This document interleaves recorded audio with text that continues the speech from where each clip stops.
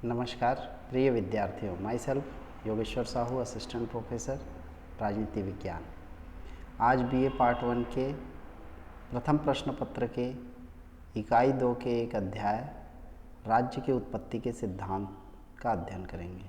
राज्य की उत्पत्ति के अनेक सिद्धांत हैं, उसमें से एक सिद्धांत विकासवादी सिद्धांत या ऐतिहासिक सिद्धांत है।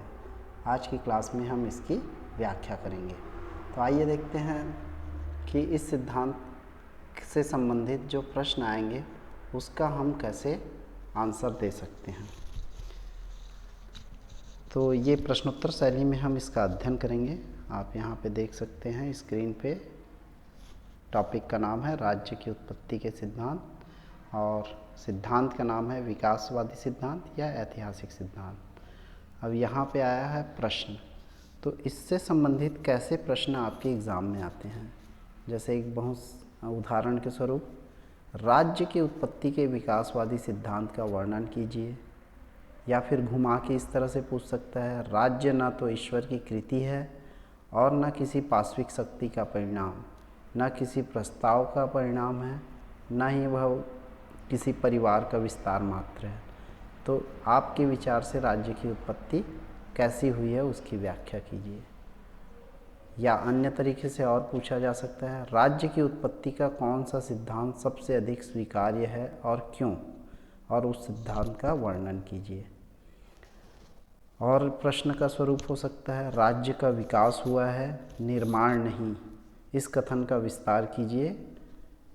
इस तरह से अनेक प्रश्नों के तरीकों से आपको प्रश्न पूछे जा सकते हैं। अब देखिए, आप जब उत्तर लिखेंगे तो उत्तर लिखने का तरीका कैसा रहेगा। आप प्रस्तावना लिखिए, राजनीतिक विचारक 2-3 विचारकों के नाम अपने हिसाब से आप उसका वर्णन कीजिए, इन विचारकों के सार बातों को बताइए। फिर जो विकासवादी सिद्धांत में सहायक तत्व हैं उनकी व्याख्या कीजिए और अंत में निष्कर्ष लिखिएगा। तो आइए देखते हैं हम प्रस्तावना में किन बातों का उल्लेख कर सकते हैं। तो प्रस्तावना बहुत सामान्य सा है, जैसे मैं अपने हिसाब से आपको समझाता हूँ कि प्रस्तावना में आपको क्या लिखना है।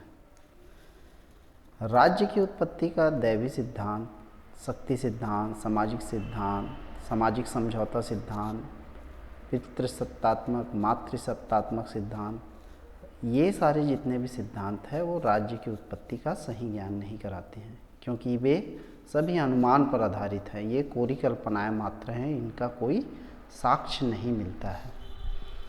और ये सभी सिद्धांत यह बताते हैं कि राज्य का निर्माण किसी निश्चित समय पे किसी निश्चित कारण से हुआ है। जैसे दैवी सिद्धांत कहते हैं कि राज्य की स्थापना ईश्वर ने की है और राजा ईश्वर का प्रतिनिधि है, परंतु वास्तविकता तो यह है कि राज्य का निर्माण नहीं हुआ है, वह तो विकास का परिणाम है। इस तरह से हम देखते हैं कि राज्य की उत्पत्ति का विकासवादी या ऐतिहासिक सिद्धांत ही ज़्यादा उचित प्रतीत होता है, और जो यह बताता है कि राज्य क्रमिक विकास का परिणाम है और राज्य का प्रारंभ किसी विशेष कारण या किसी विशेष समय में नहीं हुआ है। इन बातों को आप प्रस्तावना में उल्लेखित करेंगे। फिर कुछ 2-3 विचारक हैं, यहाँ पे मैं उदाहरण के तौर पे प्रोफेसर गार्नर ने इस संबंध में विकासवादी सिद्धांत के संबंध में क्या कहा है वह आपको पढ़कर बताता हूँ। प्रोफेसर गार्नर ने कहा है, राज्य न तो ईश्वर की सृष्टि है, न वह उच्च कोटि के शारीरिक बल का परिणाम है, और न किसी प्रस्ताव के समझौते की देन है, और न परिवार का ही विस्तृत रूप है। यह तो क्रमिक विकास से उदित एक ऐतिहासिक संस्था है। तो इस तरह से प्रोफेसर गार्नर ने कहा है। आप अगर लीलाक की बातों को देखेंगे, उसके स्टेटमेंट को देखेंगे, तो उसमें कहा है कि राज्य की उत्पत्ति एक क्रमिक विकास के द्वारा हुआ है। इसका इतिहास मानव जाति के ज्ञात व अज्ञात काल तक फैला हुआ है। राज्य किसी एक कारण से और किसी एक निश्चित समय पर नहीं बना है। यह लीलाक कहता है, जो विकासवादी सिद्धांत का समर्थक है। इसी तरह एक अन्य विचारक का अगर कथन देखें, प्रोफेसर वर्गेश, तो उन्होंने कहा है कि राज्य मानव समाज का निरंतर विकास है, जिसका प्रारंभ अत्यंत अधूरे और विकृत परंतु उन्नतशील रूप में अव्यक्त होकर मनुष्यों के एक पूर्ण और सार्वभौमिक संगठन की ओर विकास हुआ है। तो ये प्रोफेसर वर्गेस ने कहा है। अगर ऐसे बहुत सारे विचारक हैं, उन सब का सार देखेंगे तो आपको ये पता चलेगा कि राज्य निर्मित नहीं है। राज्य तो विकास का परिणाम है, और राज्य का विकास भी अस्पष्ट व जटिल प्रक्रिया से हुआ है। यह नहीं बताया जा सकता कि राज्य का उदय सबसे पहले कब हुआ और उसके विकास का क्या क्रम रहा है। हो सकता है कहीं पर राज्य का विकास में एक कारण महत्व रहा हो तो कहीं दूसरा कारण रहा हो, परंतु निश्चित है कि राज्य मनुष्य ने जानबूझकर नहीं बनाया है। तो इस तरह से आप इन विचारकों के बातों का सार लिख सकते हैं। अब ये देखते हैं कि सबसे महत्वपूर्ण भाग है कि राज्य के विकास में जो सहायक तत्व हैं वो कौन कौन से तत्व हैं। तो इसमें सबसे पहला तत्व है मनुष्य की सामाजिक प्रकृति। तो इस बिंदु पे आप क्या लिखेंगे? देखिए, अरस्तु ने कहा था कि जो मनुष्य समाज में नहीं रहता वह पशु है या देवता। ये आप सभी जानते हैं। तो मनुष्य का एक मूलभूत स्वभाव है कि वह एकाकी नहीं रह सकता, वह अन्य मनुष्यों के संपर्क में भी आना चाहता है। मनुष्य का स्वभाव है कि राज्य के विकास की पहली ही सीढ़ी है। मनुष्य अपने सामाजिक प्रवृत्ति के कारण ही निजी दायरे से बाहर निकलने और दूसरे मनुष्य के संपर्क में आया। इससे उसका क्षेत्र विस्तृत होता गया। इस विस्तार क्षेत्र को व्यवस्थित बनाए रखने के लिए एक संगठन की आवश्यकता महसूस हुई, जो समाज में नियम आदि बना सके और उसका पालन करा सके। और ऐसे ही संगठन के निर्माण के साथ साथ राज्य का भी निर्माण हुआ है। यह मनुष्य की सामाजिक प्रकृति के कारण निर्माण हुआ संस्था है। इसी तरह हम देखते हैं कि दूसरा जो सहायक तत्व है, जो राज्य के विकासवाद के सिद्धांत के अनुसार राज्य के निर्माण में सहायक रहा है, वह है रक्त संबंध। तो प्रोफेसर गैटल ने इस संबंध में कहा है कि रक्त संबंध के बंधन से परस्पर अधीनता एवं एकता के भाव प्रबल हुए, जो बाद में राजनीतिक जीवन के लिए अनिवार्य हो गया है। तो इससे इस कथन को आगे समझते हुए ये लिख सकते हैं इस बिंदु पर कि मनुष्य के जीवन में रक्त संबंध का महत्व प्राचीन काल से ही रहा है। प्रारंभिक काल से ही रक्त संबंध के आधार पर ही मनुष्य ने संगठित होना शुरू किया है। ये रक्त संबंध क्या है? हमारे भाई बहन, माता पिता, काका बड़ा जो भी हैं, ये सारे रक्त संबंध कहलाते हैं। अब देखिए, परिवार मनुष्य का पहला संगठन था। धीरे धीरे परिवार का क्षेत्र बढ़ा और रक्त संबंध के आधार पर कुटुंब बने। कुटुंब से कबीलों का जन्म हुआ। रक्त संबंध के आधार पर इन कबीलों में राज्य के सभी आवश्यक तत्व विद्यमान थे। इनमें एक सरदार होता था जिसकी आज्ञा का मानना सभी के लिए ज़रूरी होता था, क्योंकि आज्ञा का उल्लंघन करने पर दंड दिया जाता था। इससे मनुष्य में एकता और अनुशासन की भावना का विकास हुआ, जो आगे जाकर राज्य के निर्माण का आधार बना। इस तरह से आप रक्त संबंध को देख सकते हैं कि यह राज्य के निर्माण में बहुत सहायक तत्व रहा है। इसी तरह तीसरा बिंदु है धर्म। तो धर्म के संबंध में गैटल ने कहा है कि राजनीतिक विकास के प्रारंभिक एवं अत्यंत कठिन काल में धर्म ने ही बर्बरतापूर्ण अराजकता का नाश कर सका। इस अनुशासन तथा सत्ता के प्रति आदर भाव को उत्पन्न करने में जो शासन के आचार हैं, हजारों वर्ष लगे हैं। तो देखिए, धर्म की भूमिका समझना बहुत आसान है। गैटल ने जो कहा है वो साहित्यिक रूप से कहा है। हम सरल शब्दों में इस तरह से समझ सकते हैं कि राज्य के विकास में धर्म का भी बहुत महत्वपूर्ण योगदान है। प्रारंभ में जबकि मनुष्य असभ्य था, वह प्राकृतिक चमत्कारों को भय और आश्चर्य से देखता था, तब वह प्रकृति की उपासना करता था और यहीं से धर्म का जन्म हुआ। चूँकि मनुष्य धर्म से भयभीत था, अतः इसके द्वारा ही असंगठित समाज को व्यवस्थित किया जाने लगा और धर्म के द्वारा ही अराजकता और पाशविकता का अंत हुआ और सद्व्यवहार के नियम बने। आगे चलकर धर्म राजनीतिक सत्ता के स्रोत भी बनने लगे थे। एक समय तो राजनीतिक और धार्मिक सत्ता एक ही व्यक्ति में निहित होने लगी थी। जब राजनीतिक सत्ता और धार्मिक सत्ता पृथक हुई तो इसमें जंग भी छिड़ी। तब पराजित हो जाने पर धर्म का अंत नहीं हो गया, बल्कि वह मनुष्य में नैतिक शक्ति का संचार करता रहा और एक सूत्र में बांधता रहा। तो इस तरह से हम देखते हैं कि धर्म के कारण राजनीति में विकास हुआ और लोगों को संगठित करके, व्यवस्थित करके राज्य के निर्माण में सहायता प्रदान किया है। फिर एक अन्य तत्व है शक्ति। तो शक्ति के संबंध में मैकावर ने कहा है कि यद्यपि राज्य का उदय शक्ति द्वारा नहीं हुआ है, तथापि शक्ति ने राज्य के विस्तार में बहुत महत्वपूर्ण भाग लिया है। कई राजनीतिक वैज्ञानिक तो राजनीति विज्ञान को राज्य का अध्ययन न मानते हुए शक्ति का ही अध्ययन मानते हैं। तो शक्ति बड़ी महत्वपूर्ण सहायक तत्व है राज्य के निर्माण में। इसमें आप क्या लिख सकते हैं कि आधुनिक युग में तो शक्ति राज्य का प्रमुख स्रोत है ही।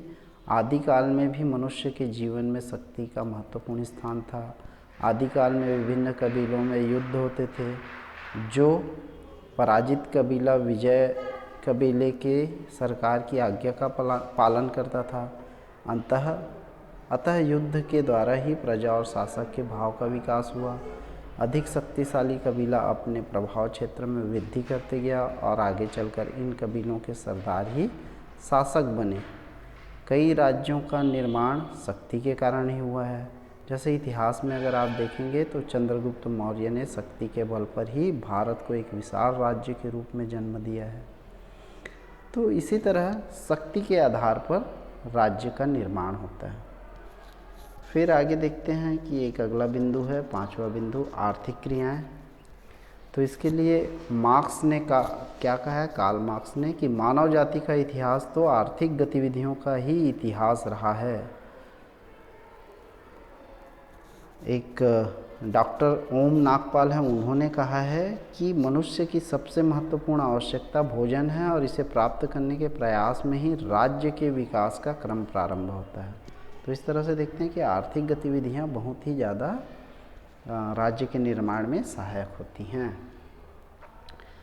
इस संबंध में आप ये लिख सकते हैं कि आदिम युग में जब सभ्यता तथा कृषि का विकास नहीं हुआ था, मनुष्य अपने भोजन प्रकृति से ही प्राप्त करता था और भोजन प्राप्ति के लिए वह एक स्थान से दूसरे स्थान पर घूमते रहता था।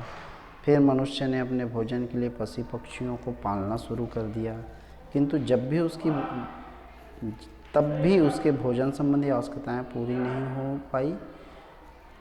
तब मनुष्य ने कृषि का आविष्कार किया। मनुष्य कृषि करने लगा। उसके लिए यह जरूरी था खाना बदोश की ज़िंदगी छोड़कर एक स्थान पर बस जाए। अपने खेतों के आसपास बसने लगे। इससे ग्राम बने। कृषि के कारण ही मनुष्य ने अपनी संपत्ति की भावना विकसित हुई। स्वामित्व को लेकर विभिन्न ग्रामों में युद्ध होने लगा। युद्ध में विजय होने पर अपनी संपत्ति की रक्षा के लिए एक ग्राम के सभी व्यक्ति संगठित होने लगे और परस्पर सहयोग की भावना विकसित हुई। मनुष्य की आवश्यकताएं और बढ़ने से श्रम विभाजन तथा उद्योग का विकास हुआ। फिर ग्राम नगर में परिवर्तित होने लगे और ये नगर धीरे से राज्य बन गए और फिर राज्य के प्रमुख बनने लगे। इस तरह से आप देखते हैं कि आर्थिक गतिविधियों के कारण लोग संगठित हुए और राज्य का निर्माण हुआ। फिर अंततः और महत्वपूर्ण सहायक तत्व है राजनीतिक चेतना। तो राजनीतिक चेतना क्या है कि मनुष्य के अंदर राजनीतिक रूप से संगठित होने की जो इच्छा शक्ति होती है उसे राजनीतिक चेतना कहते हैं। तो इसमें क्या कहा गया है, एक प्रोफेसर गिल क्राइस्ट थे, उन्होंने कहा है कि राज्य निर्माण के सभी तत्वों की तह में राजनीतिक चेतना एक ऐसा तत्व है जो सबसे महत्वपूर्ण है। तो इस संबंध में आप क्या लिख सकते हैं कि कृषि युग में पदार्पण के साथ ही मनुष्य का आर्थिक विकास प्रारंभ हो चुका था। अब मनुष्य एक निश्चित भूभाग पर बसने लगे थे। ग्रामों का विकास हुआ। मनुष्य में परस्पर सहयोग की भावना बढ़ी, किंतु इन ग्रामों में आंतरिक व्यवस्था को बनाए रखने और बाह्य आक्रमण से संपत्ति की सुरक्षा के लिए मनुष्य को किसी मजबूत संगठन की आवश्यकता हुई। यह भावना ही